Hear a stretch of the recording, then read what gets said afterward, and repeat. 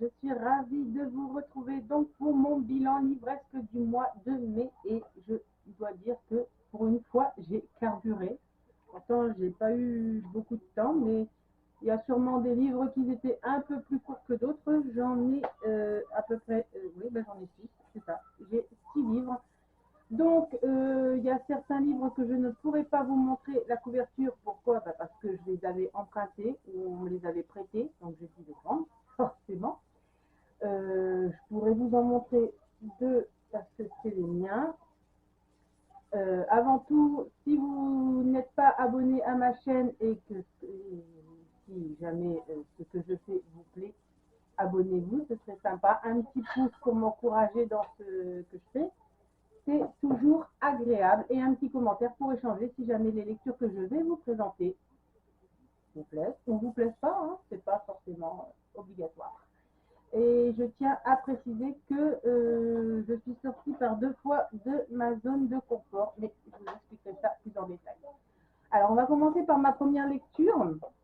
J'ai essayé donc une nouvelle autrice, une que je n'ai jamais lue, If You Wanna Be My Lover, donc de Emma Green aux éditions Addictive. Donc c'est une romance, mais assez légère, une romance contemporaine très légère. Et ça fait un peu penser également à des problèmes familiaux, parce qu'on se retrouve en fait avec deux jumelles, April et May, qui ont été séparées au divorce de leurs parents. Elles sont, bien qu'elles se ressemblent, hein, elles sont diamétralement opposées. On a April qui est d'une beauté saisissante, qui reste mince, qui passe son temps à boire des thés de détoxifiants, prendre des choses qui est complètement végétarienne, qui ne fait pas grossir, tout vraiment, elle travaille dans la publicité, donc et elle fait vraiment tout pour ne pas ne pas prendre un grave. Hein, elle fait du sport, elle fait voilà. On a vraiment l'archétype donc de la fille parfaite qui prend soin de son corps, qui est toujours à essayer les nouveaux produits à base des détoxifiants, des thés de dingue quand on lit ce qu'elle boit. J'ai pas envie de les boire personnellement, enfin bon bref. Et elle travaille donc pour son patron qui est aussi son meilleur ami et entre guillemets son petit copain. Ils se font passer pour des petits amis parce qu'en fait ils travaillent dans une agence de publicité et ils ont ouvert une page Instagram dans laquelle où en fait son boss, son petit copain, en même temps son ami, Tibalt, il y a beaucoup de femmes qui sont folles amoureuses de lui. Donc, pour s'en dépêtrer, s'en débarrasser, et ben, il a fait un contrat avec April pour qu'ils soient en couple, en tout cas en apparence. Et il poste souvent des photos sur les réseaux sociaux, histoire d'attirer un petit peu les likes, les followers, hein, comme un peu tout le monde ici. Et donc, de l'autre côté, nous avons May. Alors, May qui essaye de joindre les deux bouts en dessinant donc des mangas, qui est très, très, très habile à droite au dessin, qui elle est diamétralement opposée d'April, qui ne peut pas se passer de son Nesquik, ça me fait bien, bien rire, et qui adore ces 3 chats. Elle leur parle, elle les câline, elle les cajole, et qui vit dans un petit studio. Complètement différent de April qui elle vit dans limite presque un manoir tellement c'est beau. Voilà. Et du jour au lendemain, donc May reçoit un appel de sa sœur, ça faisait longtemps qu'elle ne l'avait pas eu au téléphone, qui lui demande à la voir et qui va lui proposer, parce que sa sœur en fait fait un burn-out, et qui va lui proposer provisoirement, pendant une semaine qui va se transformer en plusieurs mois, d'échanger sa place avec sa jumelle, sachant qu'elle ne lui a pas parlé, April n'a pas parlé de May à Tibalt, donc elle va devoir se faire passer pour elle, chose qui va être un peu difficile parce que déjà, comparée à April, May a une toute petite poitrine, elle n'a pas des grosses fesses, donc déjà d'un point de vue apparence, bon, ils essayent de tout faire pour qu'elle ressemble à sa sœur, Pareil pour la coupe de cheveux, tout. Enfin, je ne vais pas tout raconter parce que sinon, c'est pas drôle pour vous si vous voulez essayer le livre.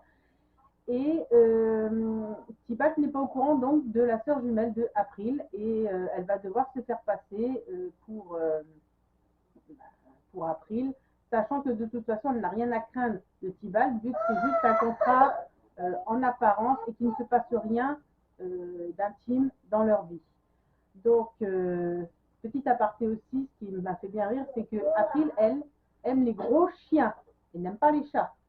Donc, elles vont échanger leur vie. Après, il va aller dans le studio de May. May va aller dans l'espèce de manoir avec le gros chien qu'elle n'a pas l'habitude d'avoir, qui lui va sentir complètement la différence.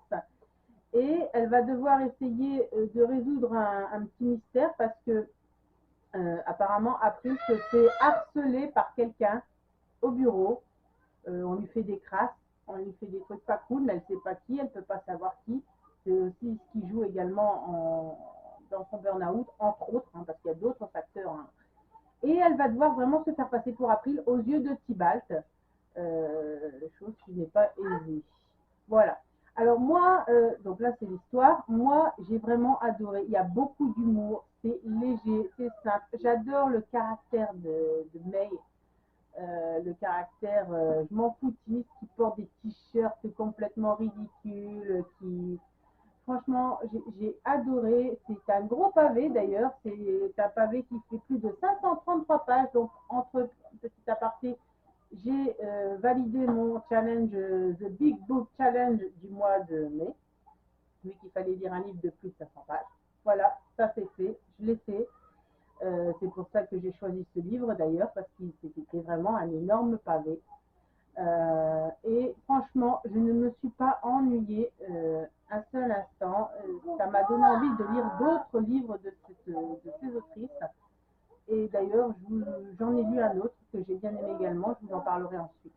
Voilà. Donc, If You Wanna Be My Lover, forcément, j'ai la chanson des Spice Girls dans la tête à chaque fois que j'entends le titre et à chaque fois, forcément, elle dit ses références dans le livre. Donc, j'ai vraiment adoré et la fin est assez atypique, je dois dire. Voilà. Donc, on passe ensuite à un énorme coup de cœur que, franchement, je vous recommande. C'est le tome 1 de Tiziri, donc de Alexiane Delevis aux éditions Plume Blanche. C'est pas la première fois que je lis cette autrice. J'ai lu notamment, j'avais commencé avec elle avec l'intégrale des Ailes d'Émeraude. Franchement, c'est un peu une dystopie et j'ai vraiment adoré, je l'ai dévoré ce roman. C'est peut-être aussi pour ça que j'ai lu plus de livres, parce que quand on tourne sur des coups de cœur, forcément on les lit plus vite. Alors en fait, si vous voulez, on est dans un monde post-apocalyptique où la nature a repris ses droits et est beaucoup plus vivante qu'avant, c'est-à-dire que les lianes peuvent bouger, peuvent vous empêcher, nous les humains, de s'approcher, voire elles peuvent être venimeuses. Il y a des plantes qui peuvent être venimeuses, dangereuses. Et donc, on se retrouve en Afrique, dans un espèce de dôme, en fait, à l'intérieur d'un volcan, où il y a une petite population qui a réussi à survivre à tout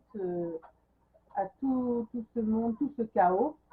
Et parmi eux, on a une jeune fille qui s'appelle Tiziri, mais que tout le monde appelle Blanche. Alors, je vous explique pourquoi Blanche, parce qu'elle est blanche, elle est albinos, et tous les autres ont la peau noire.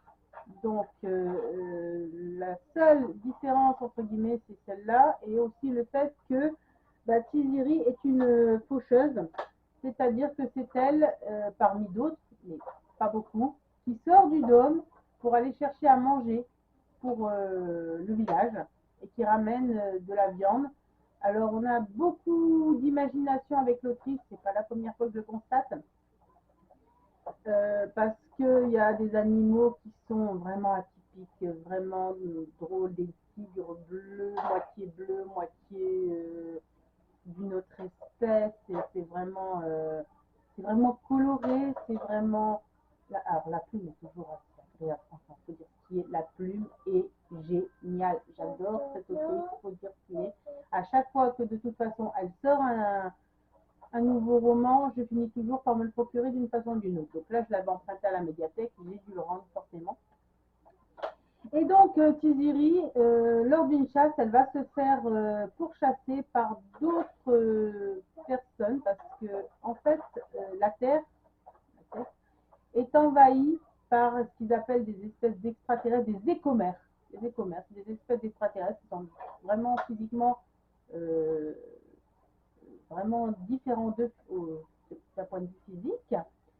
Et elle va se faire attraper malheureusement et ramener dans leur village à eux où elle va en apprendre un peu plus sur eux, notamment donc sur leur chef et ravisseur. Oui, faites pas attention, c'est ma fille qui joue dans le parc. Kael, qui l'a enlevé en fait, et bon, on va apprendre d'autres personnes, d'autres noms de personnes. On va s'attacher petit à petit donc à cette population qui est totalement différente de la nôtre, leurs coutumes qui sont totalement différentes aussi. Et franchement, c'est fluide, c'est léger. Bon, il y a des moments de tension. Eux, ils sont plus basés sur la nature. Ils sont vraiment, ils ne font qu'un avec la nature. Ils les comprennent. Tandis que Tiziri et son village, eux, ils essayent de se battre justement dans cette jungle pour survivre. Tandis qu'eux, ils ne font qu'un. Il n'y a pas de souci, ils n'arrachent pas les lianes, rien. Les lianes les laissent passer. Ils ont des pouvoirs de forme de la nature, que ce soit de feu, de vent ou d'eau, hein, ou de terre. Et franchement, c'est vraiment magique. On se sent bien. On se sent bien. C'est un peu sur le thème de l'écologie, un petit peu ce roman. Et j'ai vraiment hâte, vraiment hâte de lire la suite parce que le tome 2 doit sortir normalement au mois de septembre. J'ai vraiment hâte de lire la suite. Et forcément, bon, il y a une petite romance, on va dire, mais c'est pas, franchement, ça prend pas toute la place.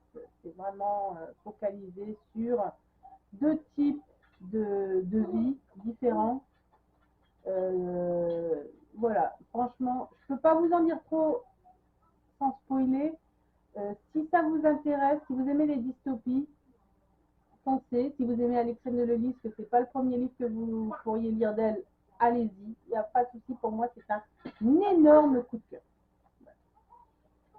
Le roman suivant que j'ai emprunté également, c'est, j'en ai beaucoup entendu parler sur BookTok et Instagram, c'est À quoi rêvent les étoiles, donc de Manon Fargeton aux éditions Gallimard Jeunesse. Alors là, je me suis pris quand même aussi une claque aussi, donc c'est un coup de cœur également, parce qu'en fait on suit plusieurs personnes qui ont chacune, enfin, ils ont chacune comment dire, ils ont chacune un problème d'ordre, que ce soit familial, santé ou autre, ou émotionnel.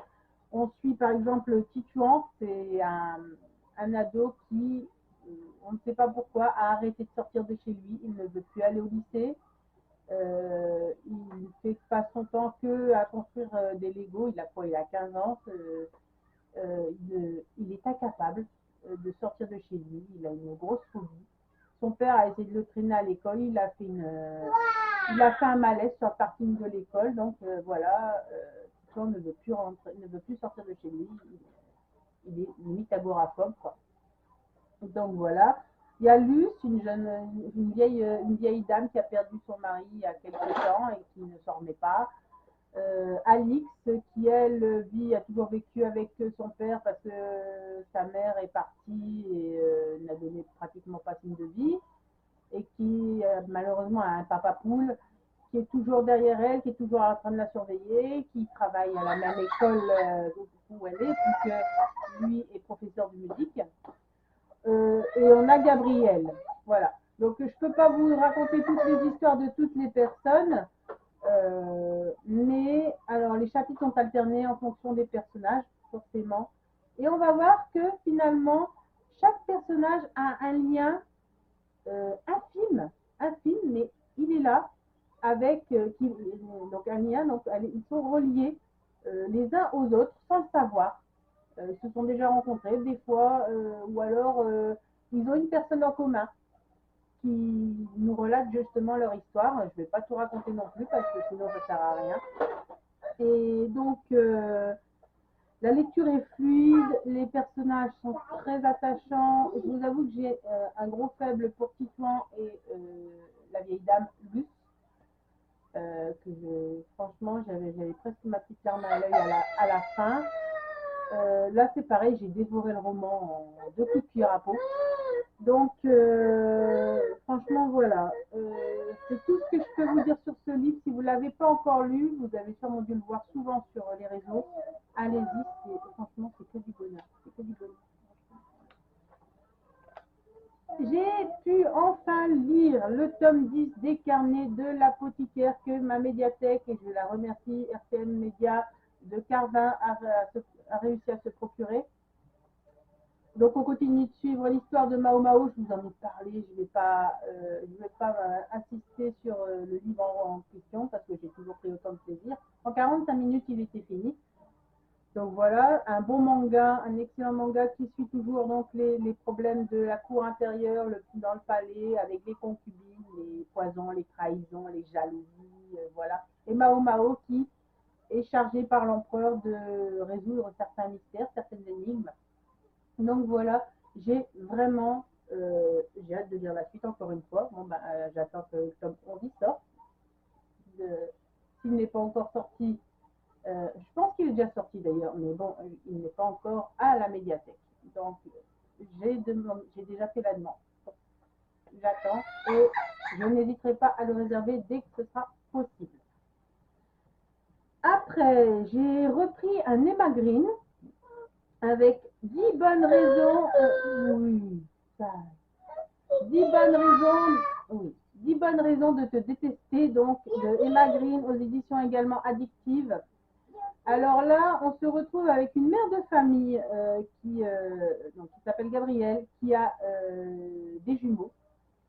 Suite à une nuit de plaisir avec un homme quasi inconnu, elle connaît juste son prénom, Art, et elle finit par tomber enceinte suite au coup d'un soir. Hein, voilà, c'est un coup d'un soir, ni plus ni moins. Et elle accouche de jumeaux. Et pendant 7 ans, elle va les élever. Et ils vont finir par lui demander des détails sur leur père parce qu'ils voudraient le connaître, sauf qu'elle, elle n'en a pas. Et ce qui est drôle, ce que j'ai beaucoup apprécié, c'est que en fait les jumeaux s'appellent Sirius et Hermione. Et dans ce roman, il y a beaucoup de références à Harry Potter, énormément de références à Harry Potter. Et ce qui m'a beaucoup plu aussi. Et elle finit au bout d'1 an de recherche à à trouver Art, qui est en fait je dirais pas un milliardaire, mais bon, qui a quand même réussi à aller à Hawaï. C'était son but. Il voulait aller sur une île et ouvrir un espèce d'hôtel, mais écologique, pour la planète, pour pas détruire la faune et la flore de l'île. Donc, elle finit par le dénicher à Hawaï, donc elle n'hésite pas à tout plaquer avec ses enfants. Elle démissionne, elle déménage, elle laisse son frère à Paris pour emmener ses enfants, qui sont vraiment d'ailleurs très marrants, ses jumeaux, là-bas, et pour aller le rencontrer et lui dire que il a des enfants parce qu'il est pauvre. Et elle n'a jamais eu de nouvelles de lui. Donc voilà. Et c'est là que le bas blesse parce que Art est assez très indépendant. Il veut rester célibataire. Il ne veut pas d'attache, pas plus que d'un coup d'un soir, hein, comme avec elle. Et donc, elle va passer quelques jours là-bas pour qu'il essaye pour qu'il essaye de rencontrer les enfants parce qu'il ne veut pas reconnaître que c'est ses enfants, même si l'un d'eux ressemble beaucoup à un membre de sa famille. J'en dirai pas plus. Et voilà, et on va en apprendre un petit peu plus sur leur histoire, comment ça s'est passé. Il y a des drames familiaux sous-jacents également dans ce roman.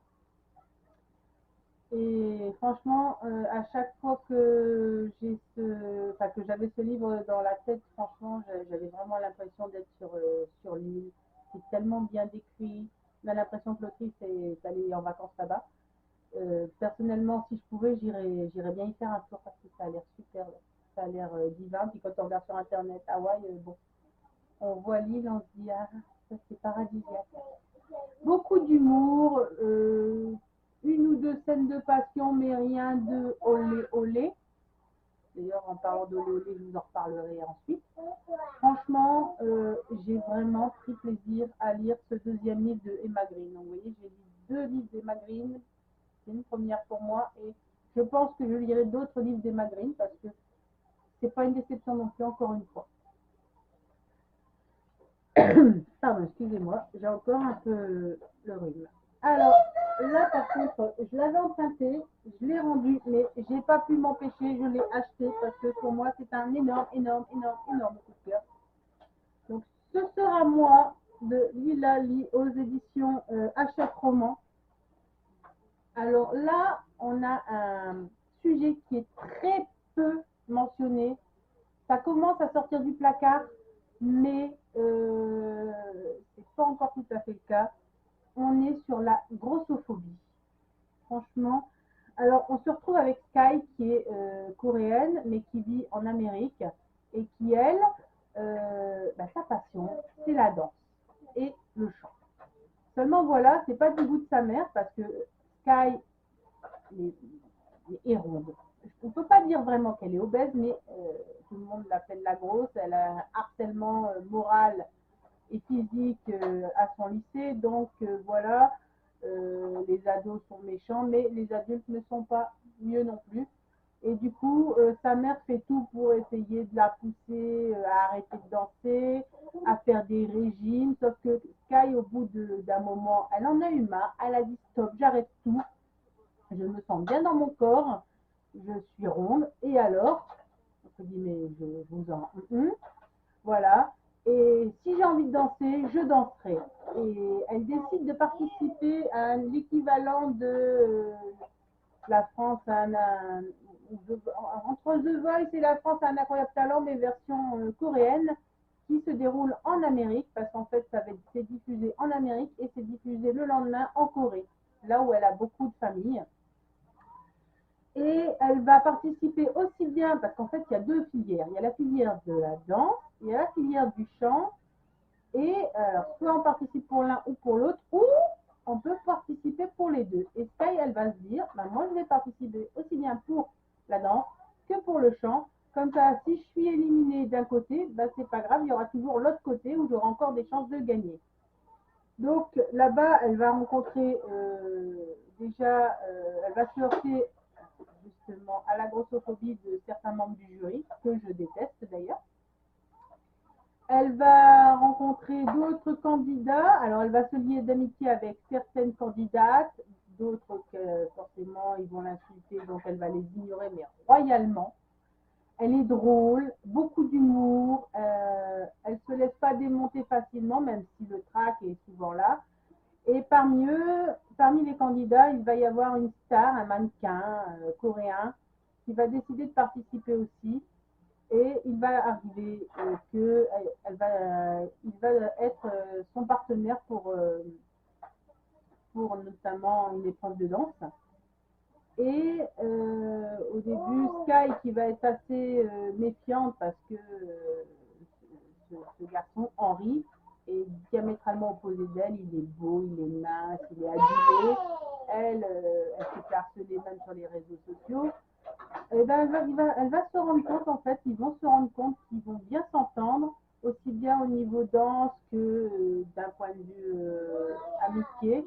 Alors, il y a une amitié qui va se former et plus si affinité, j'en dis pas plus. D'ailleurs, à ce propos, pendant une de leurs chorégraphies, il y a une chanson qui est mentionnée. Je connaissais de nom le groupe BTS, je pense que beaucoup de personnes connaissent. Et du coup, j'écoute la chanson Idols de BTS en boucle parce que franchement, j'ai adoré. Je me suis mis dans l'optique quand ils dansaient d'écouter cette chanson et franchement, c'est un énorme coup de cœur. J'ai adoré la fin et j'aurais aimé qu'il y ait une suite, à ce roman. Je ne sais pas, peut-être qu'il y en aura une, j'en sais rien. Mais en tout cas, c'est pour ça que je l'ai acheté parce que ce livre, pour moi, mérite, de par le sujet qui est difficile à aborder de la grossophobie, d'être là et de sortir du placard. Je pense qu'il devrait y avoir plus de livres de cet acabit, notamment par les temps qui courent avec les harcèlements moraux et physiques de nos jeunes ados qui poussent certains au suicide, aussi bien sur les réseaux sociaux, quoi. C'est aberrant, ça me fait peur, je vous avoue. Et je me dis, ça, c'est un ode justement contre le harcèlement scolaire et ailleurs, quoi, forcément, parce qu'elle le subit également dans le show. Donc, c'est pour ça que je l'ai acheté et je n'hésiterai pas à le relire, franchement. Et j'espère qu'il y en aura d'autres livres de ce style. Ensuite, alors là, je suis diamétralement sortie de ma zone de confort. Je suis lancé un petit défi. Je l'ai emprunté, je l'ai rendu. Posséder, tome 1, Les Seigneurs de guerre rebelles de Vandar, de Tanaston. Alors, c'est le tome 1 et il y a 6 tomes. Bon, alors, faut pas se mentir. Là, c'est de la romance, mais de la romance érotique. Là, on est dans l'érotisme. Je n'ai pas l'habitude de lire ça. C'est plaisant. Bon, il y a beaucoup de scènes olé, mais on n'est pas non plus dans le bondage. On n'est pas dans le SDSM, comme on dit. Donc, on se retrouve, en plus, c'est une romance extraterrestre. Donc ça, c'est ce qui m'a un peu poussé à essayer le livre, parce que je me dis, tiens, c'est pas banal, c'est original.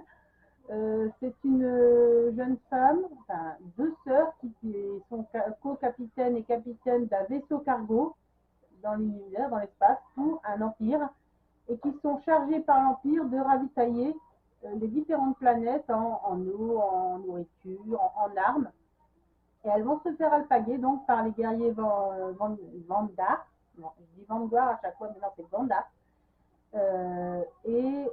Suite à un mauvais calcul donc de Astrid, la coéquipière, malheureusement, donc elles vont se retrouver face à face et donc ils vont se faire aborder. Hein, voilà, c'est une des pirates de l'espace. Et donc, elle a le choix, Astrid, soit elle suit le guerrier, le capitaine Vandar, ou soit il tue sa sœur. Donc, elle décide de le suivre et d'accepter d'être à lui. Et elle va aller vivre donc sur le vaisseau des Vandar, des guerriers Vandar. Elle va apprendre un petit peu leurs coutumes, tout ça. Forcément, c'est une grosse romance avec des scènes, franchement. Bon, ça va, c'est quand même raisonnable, hein, il n'y a pas trop. Mais pour celles qui adorent ça, je pense que ce livre peut vous plaire. L'écriture est bien, il y a beaucoup de descriptions du physique des Vandar qui est complètement différent du physique des humaines, voilà, ou des humains.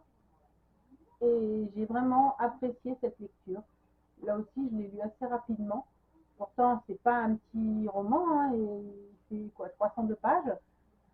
Donc, je pense que je lirai les 5 autres, sachant que chaque livre, c'est un personnage différent. Donc, si vous lisez le 3 ou le 4 avant le 1, c'est pas grave, parce que c'est pas les mêmes personnages. Il y a un lien qui les relie, mais vous ne serez pas perdu. Voilà, ça c'est voilà, c'est pour ça que je suis sortie un petit peu dans ma zone de confort, parce que je n'ai pas ou peu l'habitude de lire de l'érotisme avec des scènes vraiment très bien décrites, mais j'ai apprécié la lecture. Et du coup, j'ai voulu en entamer un autre, complètement différent celui-là. Bon là, ça m'a posé un petit problème, mais c'était pas grave. Alors, j'ai lu Ma ravissante otage de Julia Sykes, je vais pas dire, de chez l'édition Grey Eagle. Alors là, on se retrouve avec de la mafia. Et là, moi, ça m'a un peu bloqué, mais c'est pas elle qui prend le plus de place. En gros, donc on a Sophia, une jeune fille qui est choyée, qui vit avec ses parents. Son père est riche, mais en fait, ce qu'elle ne sait pas, c'est que son père dirige un cartel de drogue. Et on a de l'autre côté Matteo, qui lui est on va dire, le bras droit d'un autre chef de gang. Et ces deux-là, en fait, ils entrent en guerre suite à un problème de drogue qui aurait été dérobé et un trafic d'armes. Et Matteo connaît de loin Sofia et il a toujours voulu la protéger parce qu'il la connaît depuis qu'elle est un peu plus, depuis qu'elle est jeune. Et suite à donc ce gros problème, cette grosse embrouille, Adrian va dire à Matteo, Adrian c'est le chef de Matteo, il va dire à Matteo, tu enlèves Sofia pour, euh, pour attirer l'attention de son père. Et il va dire à Matteo, elle est à toi. Tu la gardes, elle est pour toi. Tu en fais ce que tu veux, mais il dit pour l'instant, tu n'y touches pas parce qu'ils savent qu'elle est vierge, parce qu'elle était destinée à se marier avec un autre chef de gang d'un autre cartel. Chose que Sofia était totalement dans l'ignorance. Elle est à la fac pour elle fait ses études, elle est vraiment au courant de rien de ce qui l'entoure. Franchement, elle est dans sa bulle. Et donc, du jour au lendemain, elle se fait enlever et elle reconnaît Matteo parce qu'elle avait un béguin pour lui. Et c'est là que les ennuis vont commencer parce qu'elle va tomber de haut en apprenant qui est son père. Elle va tomber de haut en apprenant qui est vraiment Matteo et de tous les enjeux qui entourent le trafic d'armes et le trafic de drogue. Et elle va avoir du mal à se soumettre à lui. Voilà, j'en dirai pas plus. Il y a aussi des scènes, un peu comme le livre d'avant, mais c'est quand même, on reste quand même dans l'érotisme et dans le raisonnable. C'est vraiment pas du sadomasochisme, rien du tout. Il y a quelques scènes osées, mais sans pour autant être hard, quoi. Donc lui, il faisait 412 pages, donc vous voyez, c'est quand même des gros bébés quand même. Et bah, je l'ai lu aussi très très rapidement aussi. J'ai bien aimé malgré le problème de mafia qui m'a posé problème. Moi, ça me bloque. Dès qu'on me parle de mafia, ça me bloque. Je ne sais pas pourquoi. C'est comme la guerre. Dès qu'on me parle de guerre, j'aime pas. Franchement, c'est pas un livre que je vais ouvrir. Mais bon, là, ça m'a quand même. La curiosité m'a quand même poussé à l'ouvrir et finalement, je n'ai pas regretté. Ce n'est pas un coup de cœur. Et d'ailleurs, il y a plusieurs tomes qui parlent d'autres personnages également de cette autrice. Mais voilà, je verrai si je lirai la suite ou pas, parce que le problème, c'est qu'on reste sur de la mafia et c'est ça qui me bloque à chaque fois qu'il me freine. C'est dommage, mais voilà. Et donc, on termine sur un autre livre, mais qui est complètement différent de ce que je vous ai proposé. C'est une lecture commune que j'ai fait avec ma binôme Audrey, que vous pouvez retrouver sur les réseaux sociaux et sur son blog Le Coin d'Audrey. Donc, on a fait Grisha, tome 1, que j'avais déjà entendu parler, mais que j'avais jamais essayé. Donc, de Leigh Bardugo aux éditions Milan. Milan. Je ne sais pas si c'est Milan ou Milan, enfin bref. Hein. Alors, Grisha, la vache, je pensais être longue à le lire. Bah, finalement, je l'ai dévoré. J'ai eu une petite insomnie à un moment donné, la dernière semaine de mai. Je l'ai vite dévoré. Je l'ai vite dévoré. Donc, en fait, on a Alina et Mal qui sont deux orphelins. On est dans un monde fantasy, fantastique. Et qui ont grandi ensemble, donc forcément ils s'entendent bien. Alina, elle a un petit béguin pour Mal, mais Mal lui ne s'en rend pas compte et il papillonne de conquête en conquête. Et ils sont dans l'armée, entre guillemets, et ils sont chargés d'essayer de traverser une espèce de ce qu'ils appellent la Noire Mer. Enfin, le Shadowfall. Le Shadowfall, c'est une espèce de non-mer qui est totalement dans le noir. Mais si vous traversez avec le navire, dedans, la plupart du temps, il y a des espèces de ce qu'ils appellent des volcrates, des espèces de dragons, monstres qui dévorent forcément ceux qui décident de traverser cette brume noire. Et donc, il s'avère qu'ils vont devoir la traverser et forcément, la traversée ne va pas se passer du tout comme il faut. Et pour se sauver, Alina, et pour sauver son amie, Alina va avoir un pouvoir qui va se déclencher, une intense lumière va jaillir d'elle, sans savoir pourquoi, et qui va réussir à les sauver. Et de là, forcément, elle va attirer l'attention de tout le monde, même de chefs un peu plus haut, et parce qu'ils vont dire que c'est une Grisha, une femme ou un homme qui a des pouvoirs et qui peut être une Grisha quand même de haut rang, vu qu'elle serait peut-être l'élue, comment ils appellent ça déjà, l'invocatrice de lumière, voilà, l'invocatrice de lumière, et qui pourrait sauver justement leur monde en traversant pour aller de l'autre côté, parce que de l'autre côté, il y a d'autres royaumes qui ne peuvent pas atteindre. Et seule la lumière peut vaincre forcément les ténèbres, hein, tout le monde le sait. Et donc, elle va devoir, elle ne sait pas du tout maîtriser ce pouvoir, elle n'était même pas au courant qu'elle avait ce pouvoir. Donc, elle va devoir être sous les ordres, entre guillemets, au palais du Darkling, qui est le sous-chef du roi, enfin le sous-chef. Disons que c'est le bras droit, on va dire, ou le général du roi, et qui va lui faire faire des exercices, qui va l'entraîner justement à maîtriser son pouvoir qu'elle ne maîtrise, mais alors absolument pas du tout. On a beaucoup de rebondissements, on a beaucoup d'actions, on a beaucoup d'émotions également, parce que du coup, elle va être arrachée à son animal, qui lui continue d'être dans l'armée, lui, il n'a aucun pouvoir. Et franchement, c'est une pépite pour moi, je ne m'y attendais pas. J'ai commandé le tome 2 et le tome 3, parce que j'avais acheté il n'y a pas si longtemps que ça en occasion le tome 1. Et franchement, que du bonheur. Bon, le seul petit truc pour moi qui me bloque, c'est qu'il y a beaucoup de noms russes. Et j'ai un peu de mal avec ça quand il y a des noms russes ou des noms allemands. Je ne sais pas pourquoi, je ne saurais pas vous dire pourquoi. Mais il y a des noms qui sont bizarres comme Caparalki, Etherealki, Materialki, et différents types de... Oui, oui, tu as raison. Oui, sage. Excusez-moi. Donc en fait, c'est les différents rangs des Grishas. Et j'ai eu du mal forcément à comprendre qui, quoi avec les noms. J'ai été un peu paumée. Heureusement qu'il y a un petit lexique à la fin et au début pour expliquer un petit peu plus en détail. Vous avez forcément dû entendre parler que Grisha a été